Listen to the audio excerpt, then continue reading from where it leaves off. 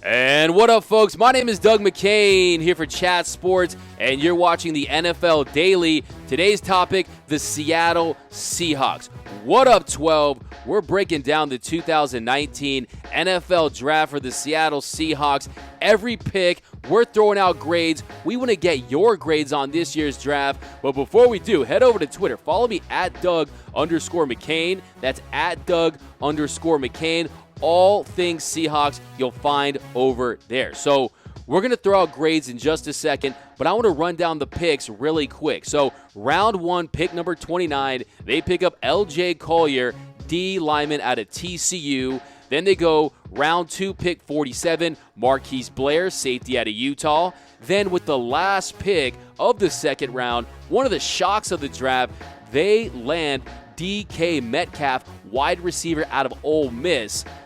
Then round three, pick number 88, they pick up Cody Barton, linebacker out of Utah. Round four, pick 120, they get Gary Jennings, wide receiver out of West Virginia. Then round four, pick 124, Phil Haynes, offensive lineman from Wake Forest.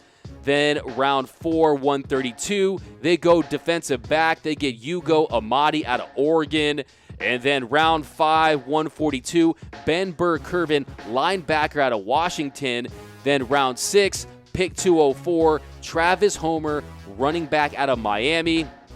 Then round 6, pick 209, DeMarcus Christmas, D tackle from Florida State.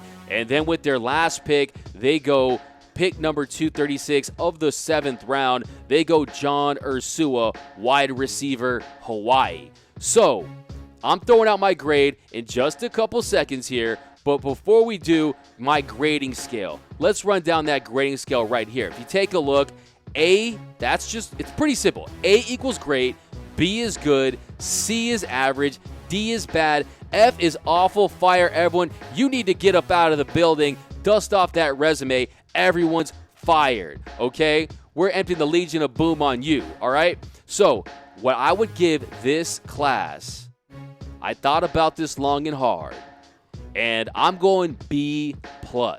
So I'm going B+, and a couple reasons why we're doing B+. The Seahawks, they came with 11 picks after having just 4, and it really ended up being a nice haul with value and quality from top to bottom. So they went with speed, they went with toughness, and they found a lot of players that fit that Seahawks mold that John Schneider and Pete Carroll look for. And also, I would have probably given it a B, but they get DK Metcalf with the final pick of the second round. Are you kidding me? You give the best deep ball thrower in the league in Russell Wilson, a player like DK Metcalf that can take the top off defenses in a position that really it wasn't a major position of need, but they got him there. I love that pick. So I'm going B+. What are you guys grading this year's draft? I want to read it in the comments. Leave your picks. Leave your A through F. A, B, C, D, or F. What do you guys give the Seattle Seahawks in the 2019 draft? So now we're going to break down each pick individually, and I want to get your guys' individual grades for each pick. So starting right at the top, round 1, 29th pick, they go with LJ Collier, D lineman out of TCU. So Collier was pretty much a shock to no one. After they dealt Frank Clark to boost those picks, they were probably going to get that position, and that's exactly what they did. So they needed pressure, they needed edge rush help, so it really made a lot of sense for Seattle. Now, Collier doesn't have Clark's lightning quickness or his elite closing speed, but really who in the league does? What he does have, though, is this guy is an ultra-competitive, ultra-physical, and someone who takes no snaps off. There were some that said Clark took some snaps off. That was never going to be the case with this guy. He plays with a fire on every single down, and last year he had a breakout year for TCU. 42 tackles, 11 and a half tackles for a loss, 6 sacks. So he's been a very productive year for TCU last year, and his player comp, a lot of people see him as a Michael Bennett type player. You have to believe that Schneider and Carroll saw that when they were evaluating his tape. So he didn't blow guys away with his 40 time at 4.91, but this guy is powerful, and I see him as a really stout run defender. So that's a great thing about him. He's also very scheme versatile, given his experience in the 4-3 defensive end, and he's got that body to potentially become an inside rusher. So I like it there. What's your grade on the pick? I'm giving the pick a B+. Okay? He's not necessarily a future Hall of Famer, a future All-Pro. That would be great, but very solid. And when you consider what they're doing on offense and you pay Russell Wilson that money, you got to fill the other side of the ball, and that's what they did right here. So what do you guys grade the pick? A, B, C, D, or F? Leave it in the comments. So round 2, they go with Marquise Blair, safety out of Utah. I'm very excited about Marquise Blair. I watched a lot of Pac-12 football, and this guy was balling all season long with Utah. So he plays a Cam Chancellor style of football, right? He plays with that aggression. And here's something to consider. Only the second defensive back that Pete Carroll has ever taken in the first 2 rounds, other than, you guessed it, Earl Thomas. So for Pete Carroll to pick him that high, you know he saw something special in him.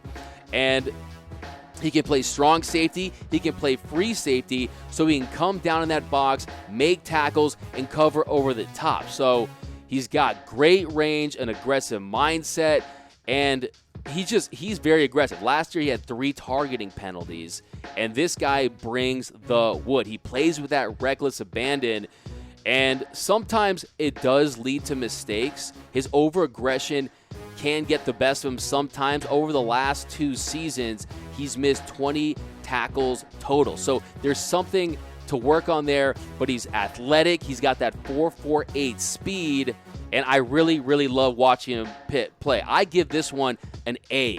I'm giving this an A pick. I really like what I saw out of him on his tape and at Utah. What's your guys' pick? A, B, C, D, or F? Let me know in the comments. So from there, one of the big stories of this draft was DK Metcalf falling to the Seahawks at the 64th pick in the 2nd round.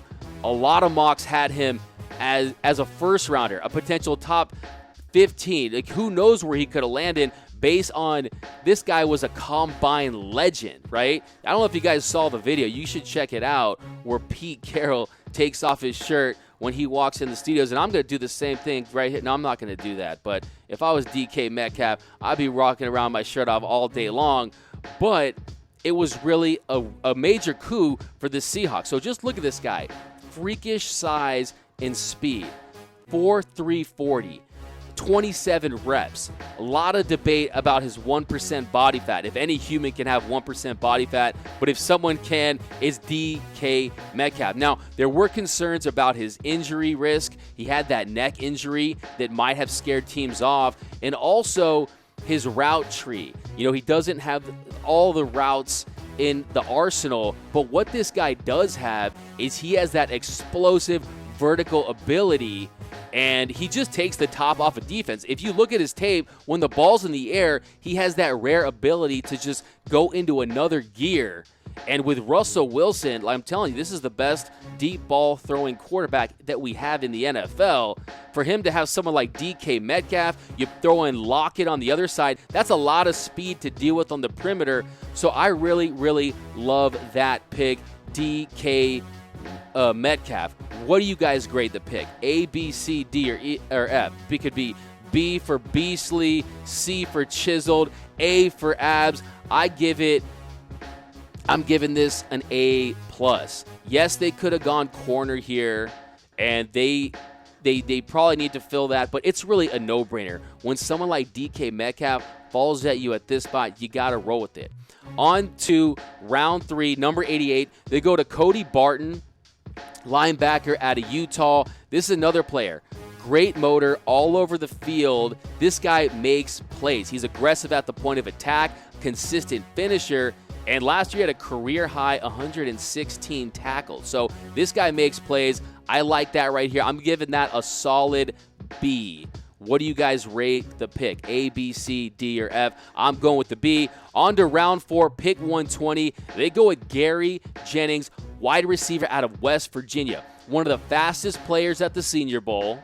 4.42 combine time, and did great in the explosive testing. So with the rumors of Doug Baldwin retiring, Jennings can come in right away, and he can play that slot, right? He's built for that. He did a great job last year in that offense, making monster plays all year round, and also tough catch. He's a great guy at catching hard to catch balls. Had the highest contested catch rate of any wide receiver in this draft. So that's good news. And if Baldwin does leave, he could step in and fill that right away. On to round 4, pick 124, Phil Haynes, offensive guard, Wake Forest. High school basketball player. He didn't even play on the offensive line until he arrived at Wake Forest. So he's still raw, and he does have, if you watch this tape, has some heavy feet, but this guy's a mauler. He's got those strong hands, and he's got a lot of power, and I can see him developing into a solid starter in the coming years. So a lot of raw strength with our boy Phil Haynes from Wake Forest. What do you guys grade that pick? Give me an A, B, C, D, or F. I give this one a B minus, only because I don't think he has the potential to be a Pro Bowl caliber player. But it's not a bad pick, and they needed some help on the offensive line. On to round 4, pick 132. Amadi, DB, Oregon. So they don't address the cornerback spot until the 4th round. That could be concerning, but I love this guy as a baller out of Oregon. Like I said, watched a lot of Pac-12, and this guy's strong and physical. He's a press corner. He's a willing run supporter, and also he's versatile. He could be a potential punt returner in the future for the Seahawks, a starting nickel. He's tough, he's instinctive, and he's that LaMarcus Joyner type player. So that's kind of how he fits in. How do you guys rank the pick? A, B, C, D, or F? Let me know in the comments. I'm giving this one a B+. I really, really like what I see from him. Round 5, pick 142, Ben Burr-Kirven, linebacker out of Washington. Tough, instinctive. He's kind of undersized for the position, but he's a decent athlete. 4'5", 640, 34.5-inch vertical, and he ran a really excellent short shuttle time at 4:09, third fastest among linebackers at the combine, 8th fastest time in the past 5 years. So he is undersized, but he actually is athletic, and he plays with great intensity and passion, and that's what they like in Seattle. So next we go to Travis Homer, running back out of Miami. So they go to the U for the running back spot. He's a little undersized, but he runs big, okay? And what I love about him, he already has that NFL toughness in pass protection. So this guy, I like that pick right there. I'm going to give this one, Miami's got that pedigree with running backs. He's a tough guy. I give this one a solid B. What do you guys give it? Let me know in the comments. And then they go from there to DeMarcus Christmas, D tackle out of Florida State, upper body power. He's got that twitch to shed blocks. I like that one. He's got a nice lateral movement around the ball. If you look at him, I'm giving this one a B-. I see him as a backup. Maybe he could grow into a starter, but more like a solid NFL backup. And then with the last pick, John Ursua, wide receiver, Hawaii. This is the pick where John Schneider and Pete Carroll, they want to look like geniuses, right? Because they pick him up.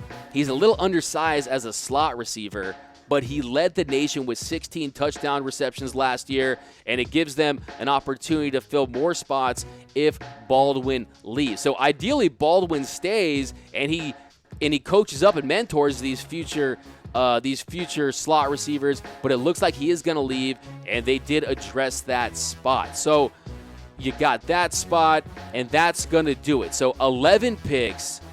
After going in with just 4 picks, I love what the Seahawks did. Only reason I don't give it an A is because I don't see a super franchise transcendent player, but a lot of future good to great Pro Bowl caliber players if it all works out. Let me know what you guys have to say in the comments. I want your grades for every position. Leave it in the comments. And follow me over at Doug_McCain. And for Chat Sports, my name is Doug McCain, signing out. Go Seahawks.